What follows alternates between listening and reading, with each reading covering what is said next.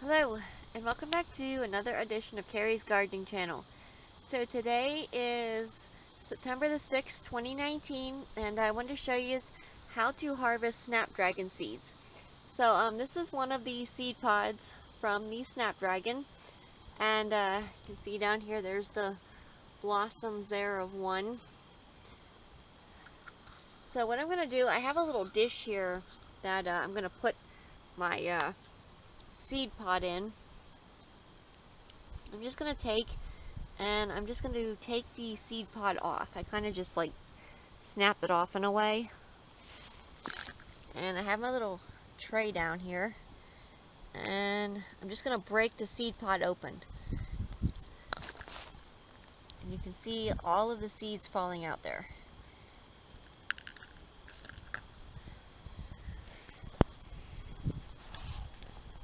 And you can see here the little black seeds in there are your snapdragon seeds. So go ahead and take all of the chaff out, which is the remaining parts of the seed pod. And so what I do with these is I'm going to put them in an envelope, and I'm going to label it, and then I'm going to put my seeds, and then I'm going to put the envelope in a Ziploc bag, and I'm going to store my seeds in the refrigerator. Now, if you choose not to store your seeds in the refrigerator, which that's fine, you can just put them in a cool, dark, dry place and then use them for planting next year. But I put my seeds in the refrigerator for longer shelf life, and I also noticed that the seeds seem to germinate faster. So you can see there's still a lot of seed pods. Now, snapdragons will happily reseed themselves.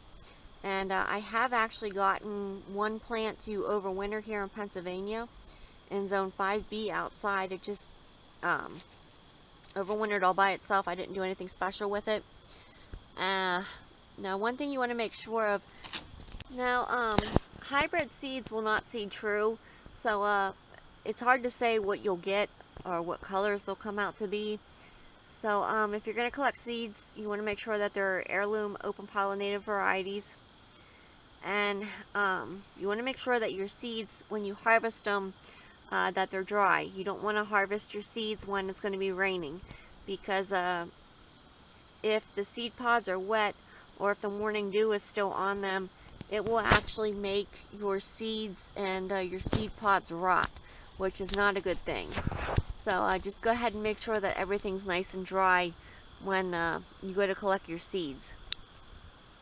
Now you can also cut the seed spikes off, like the flower spikes, and you can cut those off when they have the seed pods on and they've already turned, and you can shake them out into a bag or something like that, or into a box. But one thing you want to make sure of, the seeds are so tiny that they can fall out of your envelopes or your box. So when you store your seeds in an envelope, go ahead and tape the ends closed of your envelope so that your seeds don't fall out.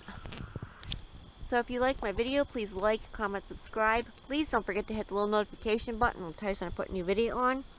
Also follow me on Twitter. I'll have a link down in the description for my Twitter account. Thank you for watching, and I hope you have a nice day. Bye.